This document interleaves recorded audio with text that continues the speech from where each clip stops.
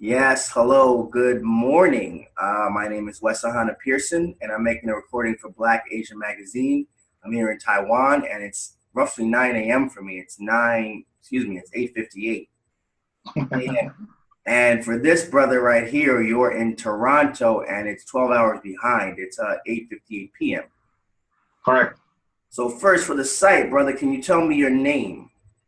Norman Sandcroft. Okay. And Norman, next two questions. Where did you grow up and where do you live right now? Grew up in Portmore, Jamaica. I currently live in Toronto, Canada. In which part of Jamaica? Portmore. Portmore. Never Okay. heard of it, never heard about it before, right? I'm familiar with maybe Kingston, a couple of places around Kingston, but not that particular place. Okay. It's right next to Kingston, like 30 minutes drive. Okay, cool. All right, cool. Okay. So, and now you're in Canada. I understand that you lived in China for quite a while. And where did you live in China and how long were you there? Uh, I moved to China 2009. Okay. Stayed in Beijing for 6 years. Okay. And then I moved to Shanghai for 1 year. Okay. Yeah. When you were in Beijing, were you studying or working or what was that like? I got a scholarship from my country, Mm-hmm. from Jamaica. I Okay. was like one of 9 students, I think. Maybe I'm wrong. Okay. But one of 9 students who traveled to China that year to do their master's or PhD. I was doing my master's degree in telecom engineering at the Beijing University of Science and Technology. Okay. I was there for 3 years roughly, 1 year studying the language, 2 years doing my thesis and the classwork. Mm-hmm. Uh, Basically, if you ask the background for the program is every year, the Jamaican Ministry of Finance in collaboration with the Chinese government, they select some students from Jamaica to travel to China to study, Okay. whether it is to do their master's, PhD, or their bachelor's. Okay. What happens now is I hope I'm not jumping the gun. I'm just talking about my experience. What happens now? Back then, when I came in 2009, we were like the second batch. The second batch. Now there's a ton of Jamaicans there. People, yeah, second literal batch because there was a batch before us. And I had an option of going to the States, staying home, or getting a free education in China. Mm-hmm. Why not take it up? It was all paid for, got stipend, and now I have no debt. So Okay. Excellent. it was worth it. Yeah. Okay. So you notice a lot of Jamaican people living there in Beijing. It's open up. I mean, I wouldn't want to say that we were guinea pigs because there were people before us, Mm-hmm. but from my experience, a couple of my friends came, and then the word kept on spreading that why are you going to spend a lot of money in the Western Hemisphere when you can pay cheaper in China? Right. Not necessarily get the same education, Mm-hmm. but you get to learn a language and you get to have a broader point of view, overview of life. You're no Okay. longer in this North American box. You're able to come out and think how Asian people live. And people started to just travel. And a bunch of students want to go to China. A Mm-hmm. lot of students want to go. A lot of people are interested. Okay. Yeah. So what was your impression of Beijing? What did you think about it there? The culture, the people, the environment? I guarantee you, maybe if I stop procrastinating, I'm Mm-hmm. going to write a book about my experience. Yeah. Everyone keeps saying that, writing a book about being there because it's like coming from the West going to the East, Uh, it's a huge shock. And it's hard. It's something that, yes, yes. it would be probably if someone could have prepared you for what you would have had to go through, you could have made that transition more seamlessly. But yeah, not knowing anything but I that's have part of the wonder, the fun of it was not knowing anything and jumping into it. For me, that's what I found. I'm not going to curse the country because I got a master's degree there and I'm very grateful. Uh huh. But as a black person, there was rough. Yeah. And because I travel a lot, I've been to Japan and I've been to Korea around Asia, and I was accepted more in those Mhm. countries. Yeah. To live in China is has its negatives, it has its positives. The negatives sometimes outdo the positives. Yeah, I know what you mean. Because to be quite frank, growing up in Jamaica, there's no racism. There's Mm-hmm. classism. Yeah. It's either you're born in the middle class, lower class, or upper class. Mm-hmm. There's my first touch of racism wasn't when I traveled to the States or Canada because I was just staying with my father and family. My first taste of racism was in China. Yeah. Being turned down for a job Yeah. from the color of my skin, Mm-hmm. being told you can't speak English Yeah. because you're not from America. Yeah. Being Because told that, you're not white, you can't speak English.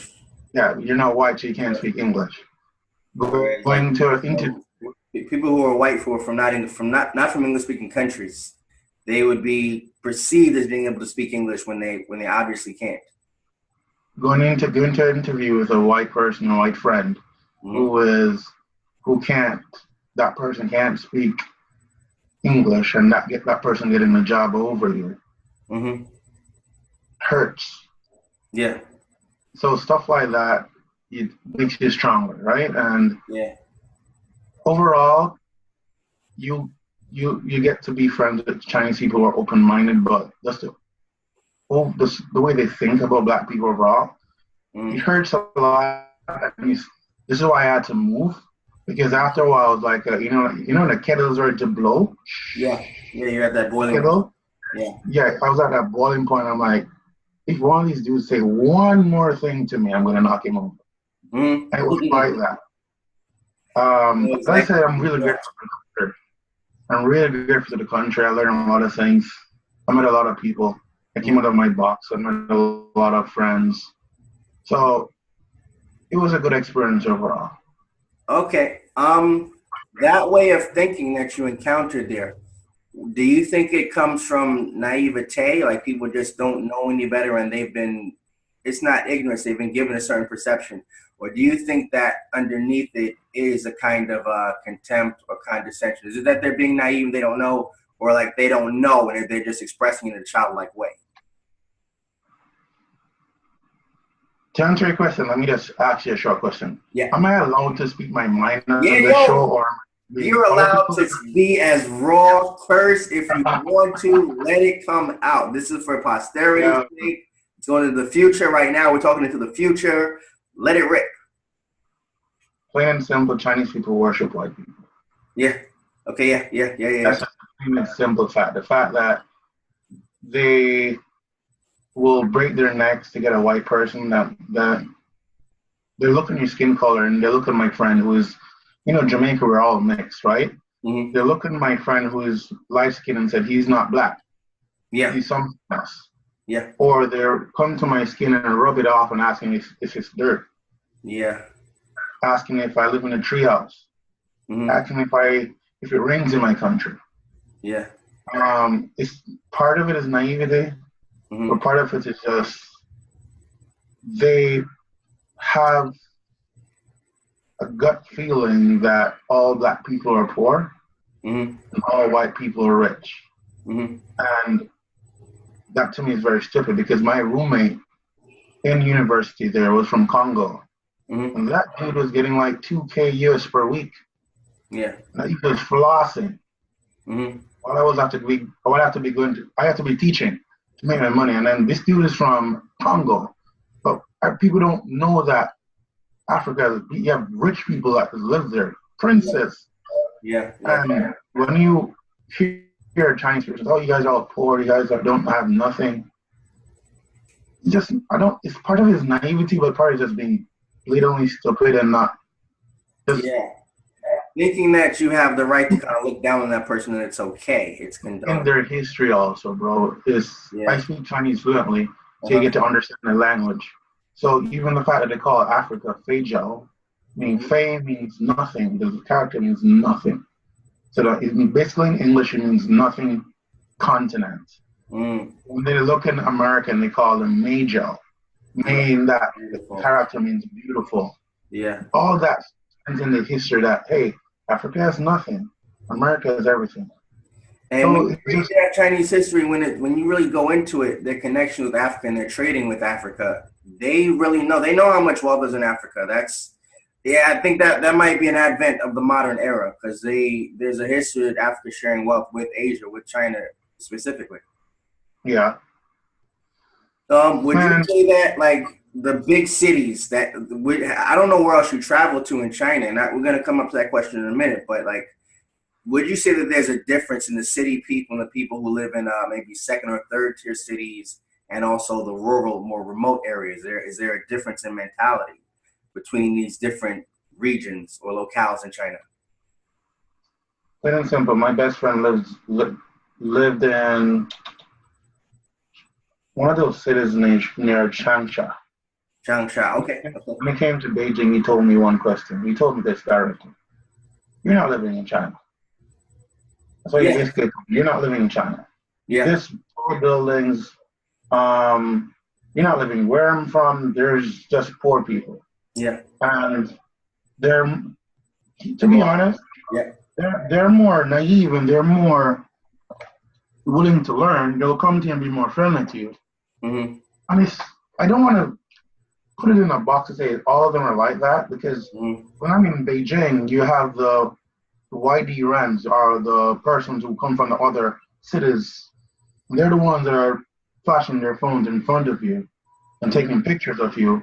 But then again, the persons who run the companies, they're the ones that don't want a black person there.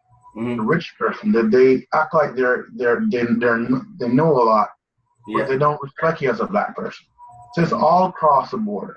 You'll have, I taught English after during school there. So you'll have those families that respect you and mm-hmm, they want to get to me. And that's why I'm kind of holding back my anger because I've met a lot of good Chinese people. mm-hmm, yeah, I yeah, yeah, love them and I've seen their kids grow up. mm-hmm, It's just, to be honest, knowledge. yeah, Lack of knowledge of knowing what black people is. Lack of knowledge of being so locked away from the world and all they've seen is what CNN or whichever white mm-hmm, uh, broadcasting TV, whatever we call it, is showing them, or whatever their teachers are telling them about Africa for black people. That's all they know. Because the minute they meet a black person and they get to know you personally, they treat you like one of their own. yeah, okay, So it's a mixture. It's not from only poor, it's not only rich. You find rich persons really nice to you. You find middle class persons really nice to you. It's just all over. It's just knowledge. Who okay. has the knowledge? I would piggyback on that by saying it's a lack of values, or the values that you've been taught are wrong, because some people, what you I think what you're really getting at is what I saw also, which is that some people have taken on the idea that for whatever reason, maybe it's because of my class, maybe it's because I have lighter skin than you, I have the right to mistreat you or look down on you or talk to you a certain way. Yeah. Another person may have the values, that this value system intact in them, that you don't treat people like that, period. And I think that's True. like a basic fundamental difference that I saw there. And I did like what your friend was telling you, like you don't live in China, like the cities, the mentality that they've taken on in the cities where they've gained this tremendous wealth, and they've totally like pretty much rejected their own identity in that country as Chinese people, that they're trying to be what they think a white person would do or be like. That Ah, they've shed completely whoever they are. Like I was in Chengdu, and Chengdu people there were so sweet to me. I had the same job thing. I had the job discrimination thing happening. But people will tell you it's because their perception is that I can't give their children the best kind of language, attention, whatever. I did see that, but day to day, I saw people who were really humble and friendly toward me. I saw yeah. that. And yeah, the cities, they've been whitewashed. Shenzhen was like a million times worse than Beijing, especially like 10 years ago when I was there, 12 years ago. Yeah. What I would also say is actually, I think in China, they might treat white people worse than they treat black people. As far as, No way. No way. hear me out. I say there's a trade-off. There's No. a trade-off. If you come there and you're European or whatever, you could be from Russia and you speak no English. It's easy to get a job there. It's Yeah. easy to make money there. But then the way that you're treated in these companies, the way that they let you know, like we're using you for something, because if a person has those values, they're like that across the board, and they're not people that Always. Depends on which company. you, Depends on yeah, which company. So let me take a break. I graduated 2012. Mm-hmm. I went back. I flew back to Jamaica. I traveled Europe a bit. Flew back because of my girlfriend. Mm-hmm. Um, Started to look at a job. I got a job for a Chinese firm, American Chinese firm. They Okay. weren't paying me. They weren't paying me anything. So I left. I'm Mm-hmm. an engineer and developer by profession, right? So I was looking for developer jobs. Right. And on my route searching for developer jobs, one of the recruiters said, "Hey, they're not going to pay as much money that they want. Why? Because you have millions of Chinese persons doing the same thing. They can pay them little next to nothing. You're asking too much." I'm Mm-hmm. like, okay, I have an apartment to pay for. I still want to travel. I still want to enjoy myself. Let me go into teaching. Mm-hmm. Luckily enough, I got a teaching gig at Disney English, right? Mm-hmm. It's not my passion. So after 2 years, I got frustrated. Mm-hmm. Frustrated for what? Watching the white guys getting promoted. My renewal rate meaning the Yeah. amount to renew, The recently. higher than, very high in terms of all of Beijing. I'm getting held back. Looking at my bachelor's and my master's degree, I'm like, why am I teaching English? This is not my passion. I love kids, Mm-hmm. right? But this is not my passion, right? So I talked to a couple of parents. Let's say some of the parents you get close with, and Right. they will respect you and they take you and they say, all right. Some of them worked in like Guamo, you know where Guamo is? That's where the upper class, that's Walmart. white, Walmart. Guamo, yeah. Walmart. Yeah. The white collar jobs, right? Yeah. You know what she told me? Norm, she told me, Norman, you're never going to get a job there just because of skin color. Yeah. Just Yeah. because of skin Share color. with you. Yeah. Yeah. Yeah. They'll look on your resume to be blown away. They'll only hire whites. I'm talking about the top multinational companies. There's Mm-hmm. nothing about only Chinese people. This is actually white-owned firms who look at me and tell me no. And you have the Chinese bosses like, no, you're not white. Mm-hmm. So I don't want to say you're wrong, but my experience, Mm-hmm. the whites have it so easier in China. They've got it handed to them in their hands. So easier. Yeah. So I've seen black people treated so bad. We're walking in the street and I've seen guys getting beaten up for nothing. We're talking to a Chinese girl. I've seen guys have their hands broken. The minute you say something, they don't like black people. There was one time, I think it was 2014 or 15, where there were rumors, not rumors, there's a story going around of guys who were driving around beating foreigners who were dating Chinese girls. Mm-hmm. At first, it was foreigners. That was the story. But when you get down to the truth, it was only black guys with Chinese girlfriends. Mm-hmm. So whites they have it easy here. They have it easy. They have it so easy. Okay. So easy. Yeah. Wow. I didn't hear about that. Yeah. I think that might have, I think since the past maybe 5 years or 6 years, the people there might have gotten more emboldened. Whereas before they probably wouldn't. It got worse because in the beginning, for example, we could walk in the clubs, Mm-hmm. black people, white people together as foreigners. By the time I was leaving, some of the clubs were turning away black people and only allowing white people to get in the club. Yeah. Okay. Okay. Okay. Okay. All right. Okay. All right. Let's move on. Let's move on to something different. What was it that made you decide to leave home and travel abroad in the first place? Uh, Travel blog Travel bug. and travel blog.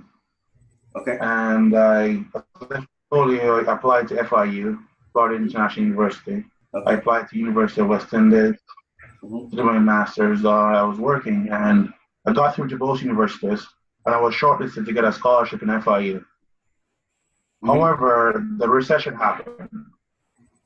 The recession happened and my program, which was going to be technology management, got closed and I was shifted to engineering management and I lost the scholarship that I was supposed to get. So I was Okay. looking at least 30K American dollars to go to FIU or another 25K to go to UA. I had a friend, a close friend from elementary school who was studying in Wuhan. And he said, hey, Norm, check out the scholarships you're opening up now. I took a stab at it. I got it. I'm not afraid of anything, man. I'm open-minded and I like new cultures. And I'm so happy I went. Despite all my experience, I'm so happy I left Jamaica because, as I Okay. said, it opens up your mind on life. Okay. All right. Um, what other places have you traveled to in the past, like everywhere besides like Jamaica, Beijing, Canada? What other parts of China were you in, and where else have you been to before? You mentioned Japan and Korea.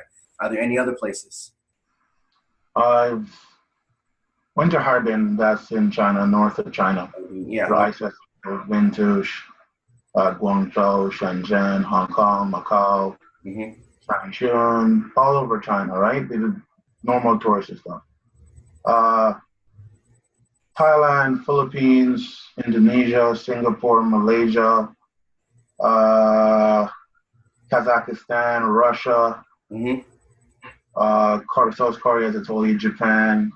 Never get to Taiwan. I was too lazy. Still upset about it. Yeah, you should check out Taiwan. It's something. There's some things to be seen here. Basically all over Asia, and then I did Europe, Hmm. Spain, Italy, France, Germany, Portugal. I Hmm. did those countries. Right. Okay. I have never been to another Caribbean country. Okay. I've only been to the States and Canada here. When you were in other parts of China, was there any place that you felt comfortable being a black man?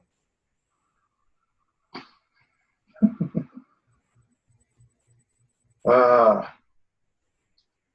Maybe Shanghai. Yeah, Shanghai. Shanghai is Oh, totally different. Shanghai is not really in China. It's super modern. It's very yeah. technological. It's been out like a Western protectorate for like I think over going back over 100 years, something like that. It's very yeah, it's very westernized. Shanghai is cool. Okay, like Say Hong Kong is part of China, but Hong Kong, Hong Kong is very different also because it was a British colony for so long. you're breaking up. I'm sorry, Hong Kong is very different because it Yeah. was a British colony for so long. Can you hear me? Yeah, I'm hearing you now. So Okay. I was saying Hong Kong, I could say Hong Kong, but Hong Kong is not a part of China.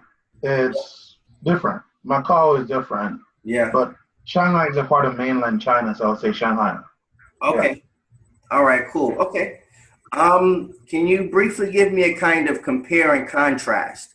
Can you tell me what are some differences you notice besides, like, okay, racism? You mentioned a few, but more differences in that between the place where you grew up and having lived in China. Are there any other things that stand out between these two different areas, regions?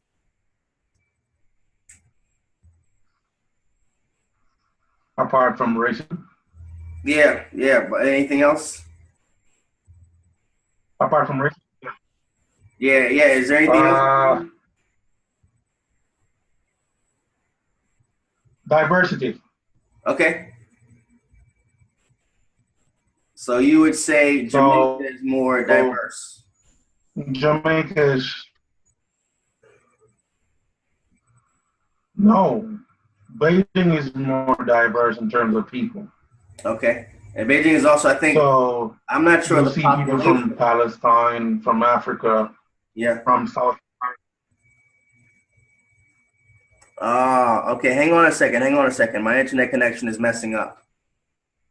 Can you just I bear think with me for one moment? we have a lot. Okay, hang on a second, Norm. Okay, so just contrast, just racism and more cosmopolitan kind of feel there in Beijing. Diversity. Diversity. More people are from different cultures. South Americans, North Americans, Africans, Asians, Okay. uh, Europeans. So That's let me ask you, would you say like, okay, so for black men, especially like a lot of places we go in the world, they have this problem with saying, okay, I don't want these guys having sex with our women. They can walk around and as long as you just keep it in your pants, it's okay. And then a lot of places in the world are like that, specifically only with us. Would you think? Do you think it was the same for if you were a black woman who went there? Would you think that the reception to you would have been the same or different? Different, because I've had black female friends who said Chinese men naturally like them. Ah, okay. There's their boobs or stuff like that. But then maybe it goes down to the sense that they want to conquer, like they want to say, okay, they want to try something new. Mm-hmm. It's like how we black men are like, you know what, I want to taste something different. Same with the Chinese men. Is maybe they say, okay, a black girl, wow, that's tropical. They want to try. But Exactly. I've heard about Chinese men who are actually attracted to black women. Mm-hmm. Got married to black women, African women mostly. Okay. Okay.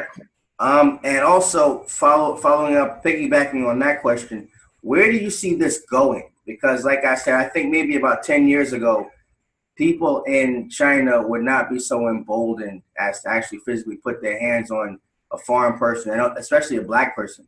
Because when I lived in Shenzhen, it was like you could get away with pretty much anything being a black person there. No one would touch you because they were so afraid. Like, even if I'm not that big, everyone thought I was like this really tough guy. And Yeah. I think that's changing. Where do you see this situation ending up? Like maybe 10 years or even 20 years down the line where black people were living there. And as you know, a lot of black people were being born there in that country. Where do you see this? What do you see this growing into? Do you see it getting better or getting worse or just like not changing, leveling off? Or what's your opinion? Good question. Good question. One thing I don't like as black people, we do a lot of shit to bring our own down. Mm-hmm. So let me elaborate more on that. Okay. A couple stuff that got me really upset while living there, Mm-hmm. and it blew my mind why a black person will do that. Because I do believe that we as black people, we smart, and Mm-hmm. we everything that we do. So, for example, the white person only need to give 100%. A black person will do 200%. That's to be seen, Yeah. right? Mm-hmm. And I was brought up that way. As I said, I wasn't. There's no racism, but there were people who actually look down on you and look at you. You can't do that, right? Mm-hmm. But I was brought up to prove them wrong. So me being in China was to say, hey, I'm smart. I can be smart as a Chinese person. I can be smart as a white person. I can be smart as a Latino. Anybody I put myself. People say I'm too competitive, but I see myself representing myself, my parents, my family, Mm-hmm. and in China as the black race. Okay. Because if I can do this better than that guy, they will respect me more because they will say, hey, he's not actually a weakling. He's actually smart. He can do stuff. So I share the thoughts of many other black men who, who are there to prove the norm wrong. Norm is all of us are gangsters. Mm-hmm. All of us are thugs. Yeah. All of us, we only play sports. I don't play basketball. I play football. I Mm-hmm. play soccer. Soccer. All Okay. of us are only good in soccer. All of us only can run fast. All of us, we smoke weed. That's the norm that I have of black people. But you have a lot of black boys there, black kids, black guys like me, who who are very smart up here, and we're proving them wrong, right? But what pisses me off now is when you have that one dude who doesn't give a shit, and he decides to do something that sets us as a people back a couple steps more than as we make one step forward, and you have a dude that does something wrong that sets us back 5 steps backward. So, for Okay. example, there's a video of this soap. I'm sure you've seen it. It was all over the world. No. What's There's it? they're advertising a soap Okay. detergent, Mm-hmm. and they had the black guy go in the washing machine. When he came back, it was a white man. Why the hell would you do a commercial like that, bro? Why? There was other stuff where you see the blood I'm sorry. You said when you just broke up. Say that in again. there. I'm like, everything that we do. Yeah, so did you get the detergent one? So they had a Yeah. commercial Yeah. with a black guy. Yeah, going in the washing machine with the detergent, he Okay. came back white. Mm-hmm. Other examples, uh, they're fighting, they're robbing, they're raping, they're doing the exact same thing that we are looked down and frowned upon. Yeah. This is Okay. what So I do you don't. think like the perception that Chinese people have, it's due to that, it's due to something that they've seen, or is it just from them? They generalize a lot. There's a group Yeah. of people that they stereotype a lot. Okay. Chinese people stereotype a lot. Yeah. So they say one thing, they'll say the whole race. They Mm-hmm. like to say, "Ni men Ran, Ni men Ran, Mendochi Jian." They like to say that. Ni men why go ran. They like to say woman Jungo ran. They stereotype a lot. Like we Because Chinese one, and you black yes, people, you foreigners. So yes, it's like they we lump all stereotype of a you into one lot. group. Exactly. Okay. Okay. So Okay. yeah, to answer your question, yeah, I hope the view changes, Mm-hmm. but there are too many ignorant black guys out there who don't give a shit. Yeah. Okay. Okay. Okay. Okay. So what should our responsibility be? Should our responsibility be to say, all right, I'm setting the example, or not only am I setting an example, but when I see my own people acting out, I need to try and say something to them, or try and wake them up some kind of way to let them know, like, we, And we're so behind as a. The more I travel, the more I see. We're so behind as a race. It mm-hmm, hurts me deep inside. To be honest, I'm not gonna be. I'm not gonna say I'm a pro black person. Pro. I don't welcome skin color, mm-hmm, right? Just that I want my people to survive. yeah, But one thing that we lack is unity. mm-hmm, That's the same problem. We lack unity. We lack a lot of things that the other races have. Indians come to Toronto, they buy houses. You always see, oh, why are so many Indians own so much houses? No, because they come together and they pool together. mm-hmm, And 3 or 4 persons will team up and buy a house, and then 5 years down the line, they flip it and mm-hmm, they buy their own houses. You rarely see black people because what? We want to do our thing by ourselves. mm-hmm, We don't want to unite. We want to floss. We yeah, want to say, okay, I can get this place by myself, but I want to team up with you. And thus you go through struggles or you put yourself in debt to do that. And I saw the same thing a little bit in Africa, in China.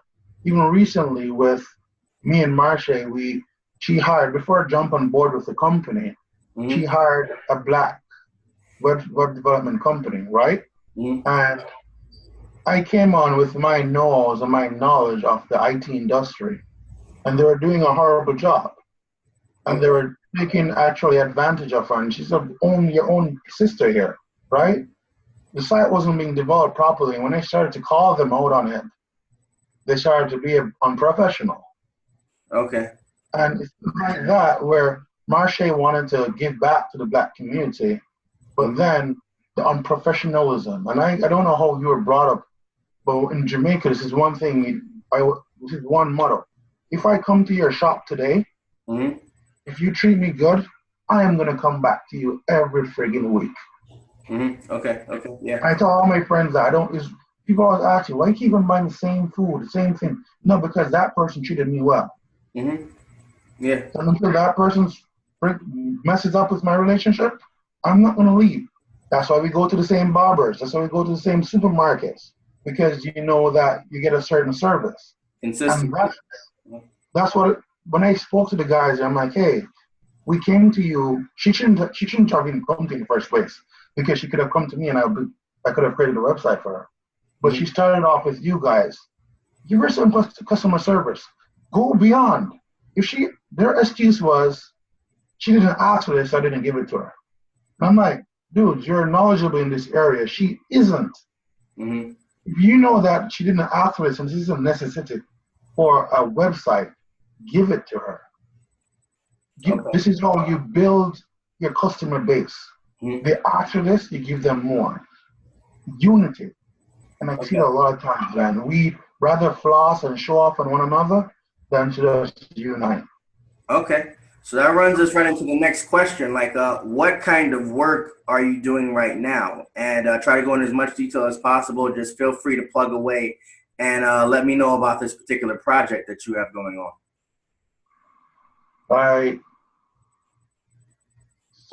could say I'm a software engineer, but I moved forward to now being a business analyst, technical analyst for the bank, Royal Bank of Canada. Okay. So I currently work with the traders, the traders who are on the upper floors, the guys who run the stock changes, sell the mutual funds, sell the bonds. I support them on their applications. I deal with them on a daily basis. So anything new that they want, I will help create it. I'll help solve their problems. I'll fix their problems. On a day-to-day basis, my team, I'm lucky enough to have a good manager. He's Indian background, but he's a cool guy. Right. I have a Nigerian guy there also with me. He's a cool guy also. Christian. He's Christian, so we get along well. He helps with a lot. I'm new there. I've been there for 5 months now. Just a corporate world. It's a bank. Right? So it's more Thai, looking formal, and just being corporate. Okay.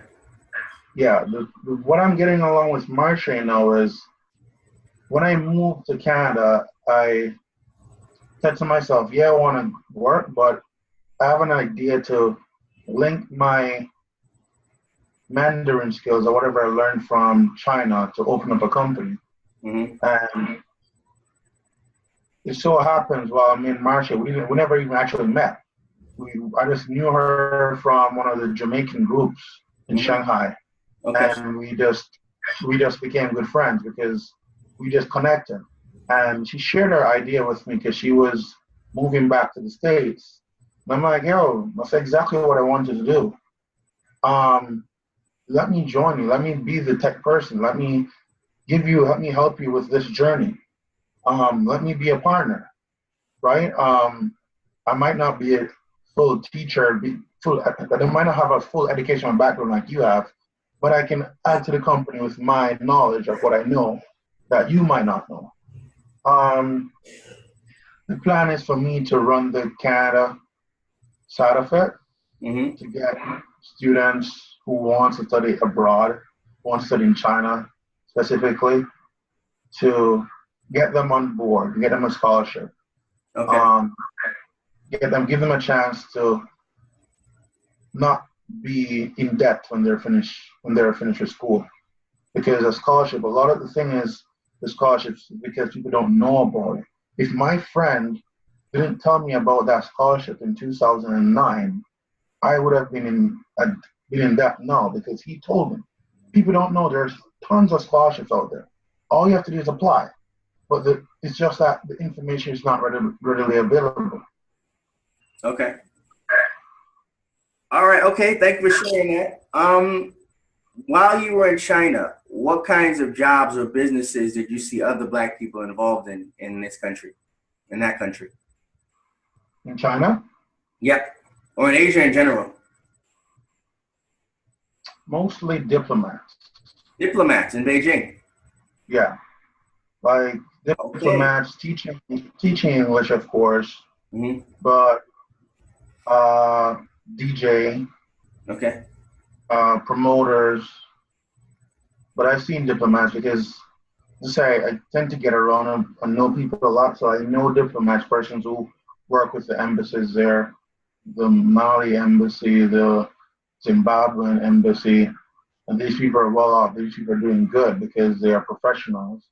Okay. I rarely see people in my area. I think I was the only Black person doing programming development. Okay. I rarely see it. It's mostly like entrepreneurs also. They're entrepreneurs. Okay. Business entrepreneurs, people who are just doing their hustle, right? Trying to get along. Yeah. Okay. All right. So, lastly, can you tell me, looking out to the future, like next couple of years, maybe next 5-10 years, what are your plans? What do you see happening in your life in the future? Do you see yourself going back to China ever at all? And what's coming up for you? Family, man. Just family. Yeah, I'm working. I have a son, so I'm gonna focus on my now. I still miss traveling. Hmm. So I'll be back to China for sure because my sister-in-law is in the same university I went to now. So I'll be going there for for her graduation. And if for business, well, I'm confident to speak it in my our business, me and market business, going to shoot off. So eventually I have to go back and travel, Hmm. right? So I see myself going back to China. I see myself visiting for even for a month or so. Okay. Uh, for me as a person, as family, trying to make things work. Like the more I read, the more I understand about life is just us. For me to just try to just reinvest investments. That's one thing I'm going to just focus on investments. Maybe go into real estate just to build up my portfolio. Okay. Yeah. All right. Excellent getting your insights, and it was very informative. And I mean, I hope that this leads. I hope that first people understand, like, if you go there, this is what you could potentially be walking into, and from there, at least get the ball rolling towards solutions. Because what I would say in China is that for Black people, just don't even bother with Beijing or Guangzhou or a few of the big tier cities. If you can find yourself like a job that settles you in one of the smaller cities, your life would be a lot happier. That would be my advice to give to anyone who's going out to live in that country. Want to hear my advice? Yeah, go ahead, please. Go there with an open mind. Uh huh. Open mind. Chinese people are very nice, but they can be very evil at the same time. Mm-hmm. Evil is a strong word, but just go there with an open mind. Don't go there stuck up. Mm-hmm. Don't go there with a certain mentality that, hey, I am this type of person. No, go there with an open mind. Learn the language. Right. I would repeat, learn the language.